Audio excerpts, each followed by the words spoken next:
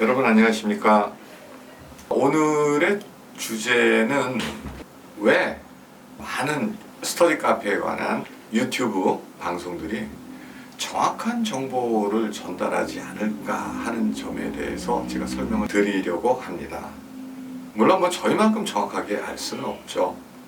저희는 98년부터 독서실 프랜차이즈 사업을 해왔고 스터디 카페라는 개념과 용어 또 운영 방식을 처음으로 창안한 회사이기 때문에 저희만큼 정확하게 아는 회사는 없습니다.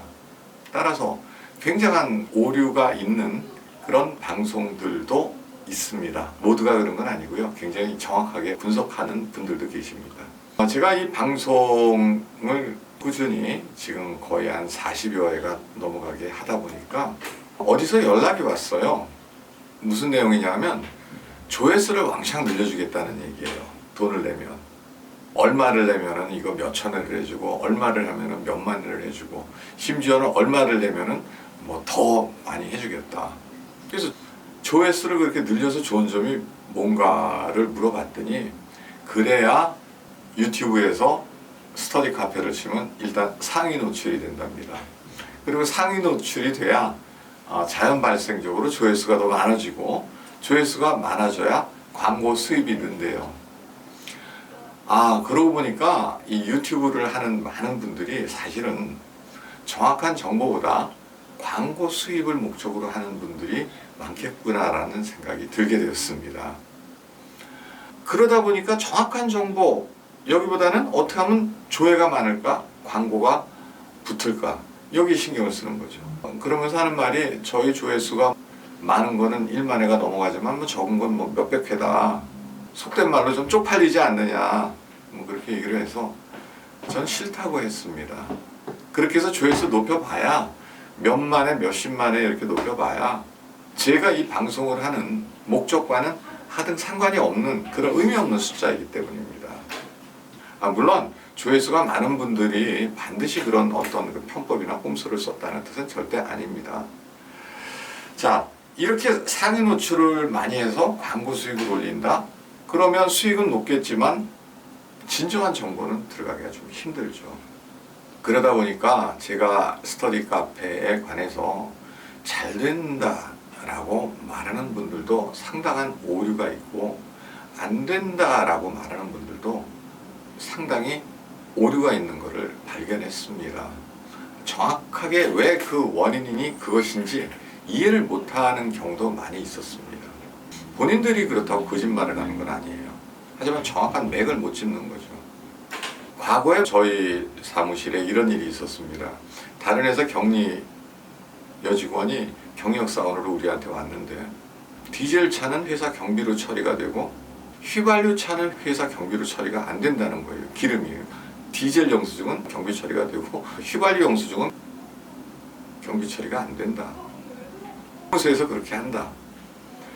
그래서 저희도 처음에는 그런 줄 알았는데 아무리 생각해도 세무서에서 기름 종류를 차별을 할 것 같지는 않아요. 그래서 제가 알아봤더니 그 격리분이 과거에 근무하던 회사가 개인 소유 차량은 다 휘발유 차였는데 업무용 차량은 다 디젤로 썼던 겁니다. 그러니까 본인은 디젤 영수증은 다 경비 처리가 된 거예요. 즉 이 격리 여직원이 거짓말을 한 건 아닙니다. 자기가 십수년 동안 다녔던 회사에서는 개인 차는 대부분 휘발유 차였고 업무용 차는 대부분 디젤 차였기 때문에 그냥 자연히 휘발유 차는 경비 처리가 안 되고 디젤 차는 경비 처리로 그렇게 해결했던 거죠. 이렇듯이 사람들은 자기가 오래 해오고 이렇다 하는 그 확신이 서는 내용들이 알고 보면 그릇된 경우가 많습니다. 저도 그때 그 세무서에 다시 확인을 해보고 우리 담당 세무사님한테도 확인해보고 그래서 그건 아니다라고 정정을 했죠. 스터디 카페가 잘 된다고 그러는 분들이 분석하는 원인 자체가 본인은 그렇게 해서 잘 될지 몰라도 제가 보기엔 한시적입니다. 애들한테 커피를 제공한다, 시설을 깔끔하게 정리한다, 친절을 베푼다, 그랬더니 잘 되더라. 글쎄요, 그것만 가지고 주변에 스터디 카페가 5개, 10개 막 늘어나고 경쟁이 붙을 때 안 그런 업체가 어디 있겠습니까? 그것은 진정한 차별화가 아닙니다. 옛날에 식당에서는 껌을 줬습니다. 그러다가 또 차별화한다고 박하사탕을 줬습니다. 요즘은 차별화한다고 커피를 줍니다. 근데 누가 한 명 하면 다 따라해요. 그래서 요즘 모든 대부분의 식당들이 다 커피를 줘요. 그것도 한때는 또 믹스커피를 줬는데 요새는 다 원두커피 기계 갖다 놓고 무료로 먹게 합니다. 그게 차별할까요? 진정한 차별화는 남들이 따라오지 못하는 그런 시설과 시스템에 있습니다. 따라서 누가 이것은 이렇다, 나는 이래서 잘 된다 그래도 그것을 한번 점검해 보실 필요가 있고, 또는 누가 나는 이래서 안 된다, 이건 안 되는 사업이다 라고 해도 그것 또한 한번 다시 점검을 해볼 필요가 있습니다. 스터디 카페가 안 되는 사업이라고 주장하는 분들도 제가 가만히 유심히 보면 본인이 제일 싼 시설을 했어요.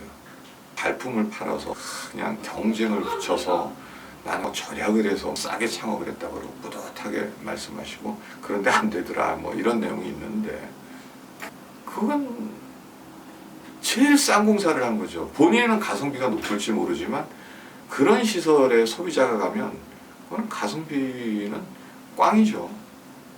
그래서 제가 드리고 싶은 말씀은, 안 된다는 분이 있으면 진짜 그 말이 맞는지, 잘 된다는 분이 있으면 또 진짜 그 말이 맞는지 냉정하게 자신의 중심으로 판단을 해보시라는 이야기입니다. 저는 정말 정확한 정보만 드리겠습니다. 돈 주고 조회수 높여서 뭐 상위 랭크에 올라가고 그런 거 저는 원하지 않습니다. 정확한 정보, 그것만을 오직 여러분에게 전달해 드리도록 하겠습니다. 조금 전에 예를 든 거는 제가 뭐 높아심에서 말씀드리는데 꼭 스터디 카페 업계만을 얘기한 건 아닙니다.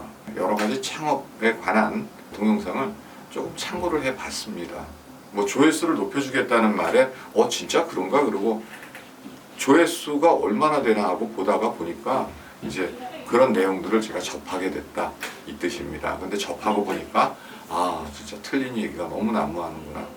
많은 사람들은 이런 동영상을 유튜브에 올릴 때 핵심 정보를 첫째 자신이 모르는 경우가 많고, 둘째 이건 조회수 광고 수입에서 초점이 맞춰져 있구나 라는 것을 제가 좀 깨닫게 되었습니다. 그래서 저는 앞으로 더욱 스터디 카페 업계의 최초의 업체로서 정확한 정보, 경험과 실체를 바탕으로 한 정확한 지식만을 전달해 드리도록 하겠습니다. 감사합니다.